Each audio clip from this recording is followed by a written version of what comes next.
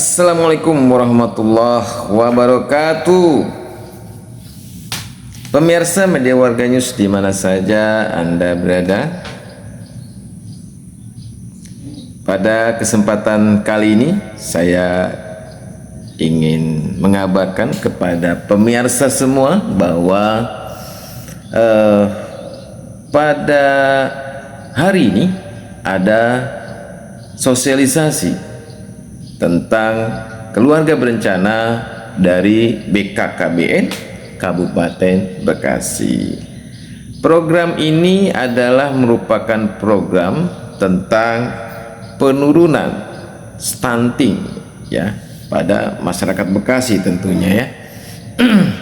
Stunting itu adalah sebuah kejadian di mana bayi lahir dalam keadaan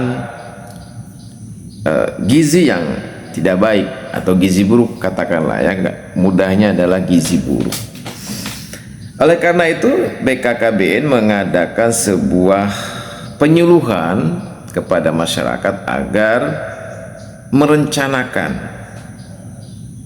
merencanakan keluarga mereka dengan menitik beratkan pembatasan keturunan atau yang kita kenal dengan slogannya adalah 2 anak cukup ya, gitu ya. Slogan BKKBN itu kan begitu ya. Jadi keluarga berencana itu adalah cukup dengan 2 anak saja.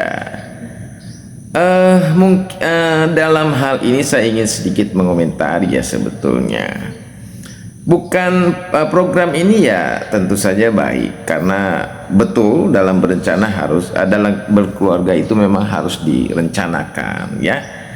Namun pembatasan 2 anak atau keturunan itu tentu saja ada maksud juga ya, gitu. Maksudnya adalah supaya secara ekonomi keluarga tersebut tidak kesulitan ya sebetulnya. Namun yang lebih keren menurut saya bukan membatasi tentang anak ya, keturunan, karena berbicara tentang keturunan tentu saja ya walaupun direncanakan ya oke lah, mungkin secara teknologi itu bisa direncanakan, tapi terkadang ya walaupun sudah direncanakan gitu, kehendak yang kuasa kan lain lagi ya. Yang lebih keren sebetulnya bukan membatasi keturunan. Yang lebih keren sebetulnya adalah bagaimana negara meningkatkan kesejahteraan bagi masyarakatnya. Melalui apa? Tentu saja dengan membuat kebijakan-kebijakan, regulasi-regulasi, aturan-aturan yang berpihak kepada rakyat, seperti itu ya. Dalam hal ini katakanlah anggota DPR ya, sebetulnya anggota DPR itu fungsinya adalah pengawasan penggunaan anggaran, atau juga ya karena dialah yang menganggarkan setiap apapun program, baik itu di tingkat desa, termasuk yang menyetujui anggaran dana desa, itu tentu saja kan anggota DPR. Nah, seharusnya anggota DPR itu lebih fokus kepada pengawasan penggunaan dana desa, karena dana desa itu sangat besar sekali. Tentu saja dengan dana desa ini sebetulnya yang namanya pencegahan stunting itu atau adanya gizi buruk yang dialami oleh bayi yang lahir itu sangat bisa ditekan, sangat bisa minimalisir, sangat bisa ditiadakan ya. Namun sebagaimana yang kita tahu bahwa pengawasan terhadap penggunaan dana desa ini sangat minim sekali ya, maka sejak lahir Undang-Undang desa, ya, yang di sana ada aturan adanya dana desa, ya, dari mulai 1,5 M tersebut kepada setiap desa, maka ribuan juga kepala desa yang masuk penjara.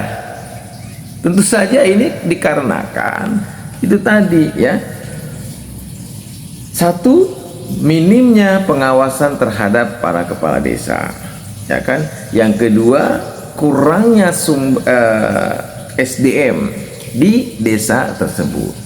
Jadi ilustrasinya begini, ya kan. Ketika negara memberikan uang 1 miliar atau 1,5 miliar, bahkan ada yang sampai 3,5 miliar, ya kan, kepada kepala desa itu.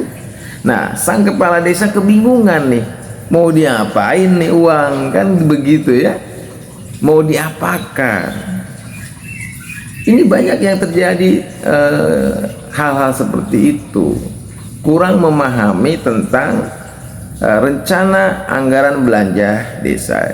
Padahal, ya, dalam undang-undang desa tahun 2016 tersebut seharusnya seorang kepala desa itu mampu membuat rencana pembelanjaan desanya dengan tentu saja memahami potensi yang ada pada desa tersebut. Apa yang menjadi potensi desanya, ya kan?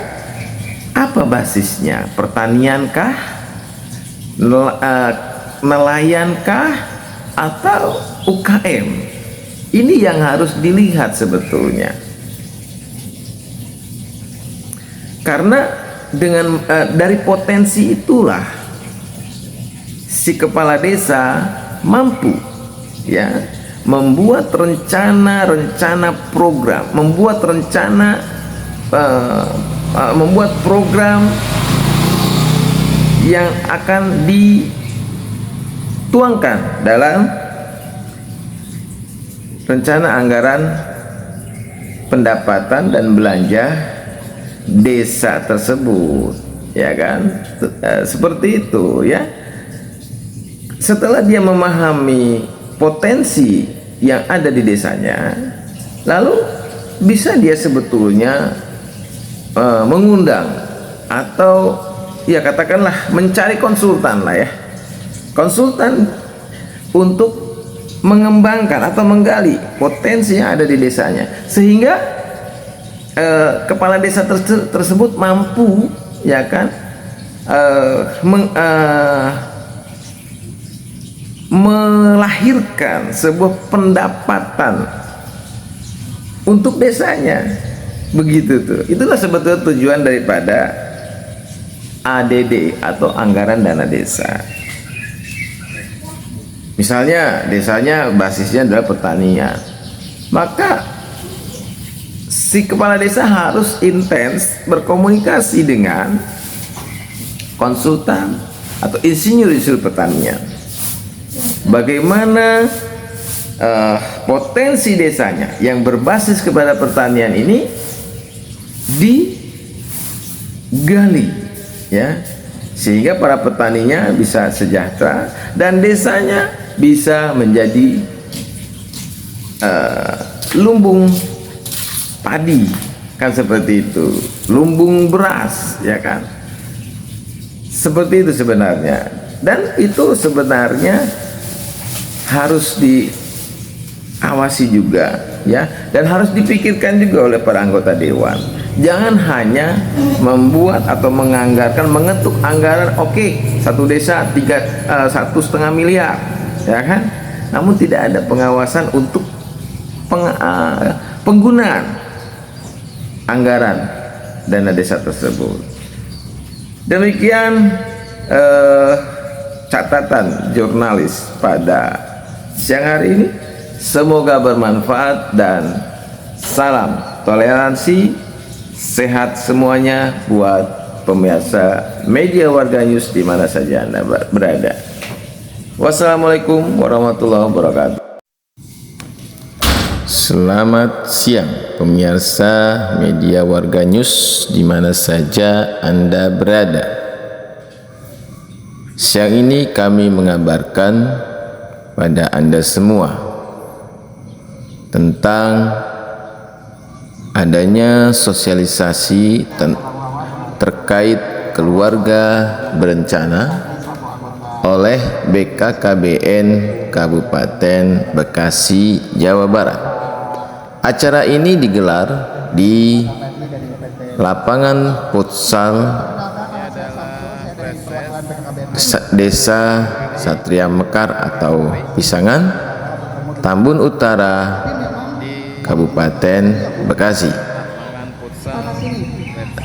Acara ini juga digelar atas inisiator dari anggota DPR RI fraksi Partai Gerindra, yaitu Dr.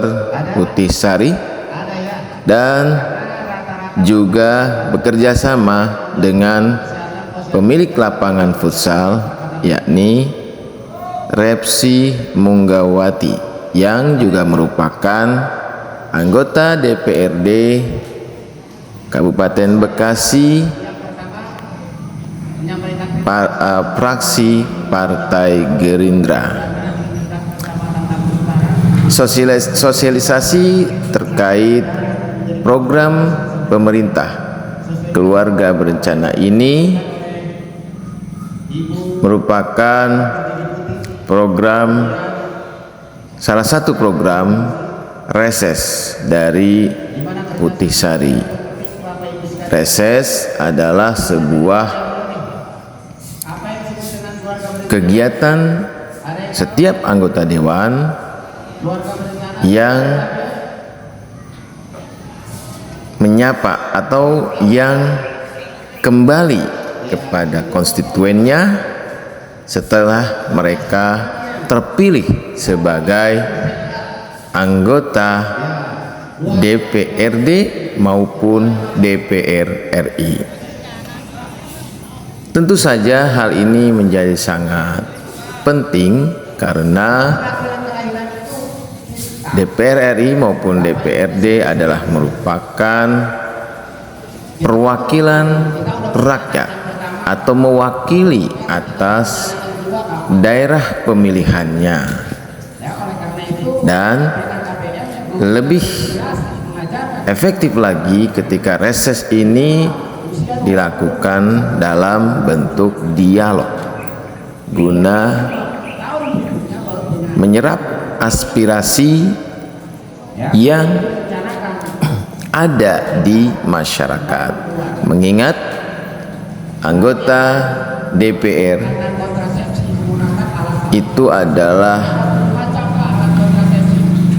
yang menganggarkan setiap kegiatan, baik itu pembangunan infrastruktur maupun kesejahteraan masyarakat. Selain terlibat dalam penganggaran, anggota DPR juga merupakan pengawas daripada pelaksanaan undang-undang maupun pembangunan yang telah disetujui di DPR, termasuk pengawasan terhadap penggunaan dana desa. Semestinya anggota DPR juga melakukan pengawasan terhadap penggunaan dana desa dengan mengingat besarnya anggaran dana desa.